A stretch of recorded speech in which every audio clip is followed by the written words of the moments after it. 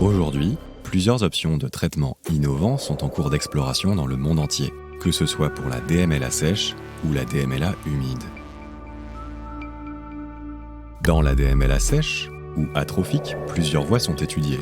Globalement, le but de ces recherches est de ralentir l'évolution de la DMLA et, si possible, de recréer des capacités visuelles. Une première alternative étudie le ralentissement de l'évolution des plages d'atrophie de la rétine à l'aide de médicaments injectables dans l'œil. Une autre piste cherche à recréer de la rétine et donc d'arriver à récupérer de la vision. C'est la voie des cellules souches. Les cellules souches, qui sont indifférenciées, sont capables de se différencier en n'importe quel type de cellule. Grâce à ces propriétés, elles peuvent donc servir à régénérer ou recréer des tissus détruits. Dans la DMLA, leur utilisation permettrait de recréer, petit à petit, des cellules de l'épithélium pigmentaire ou des cellules de la rétine afin d'arrêter ou d'inverser la perte de vision. Plusieurs essais et publications ont été réalisés avec des résultats prometteurs.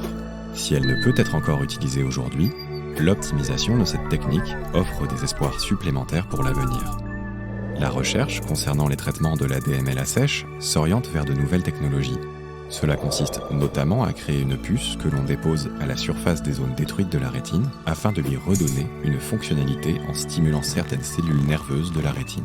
Plusieurs études sont en cours, notamment en France.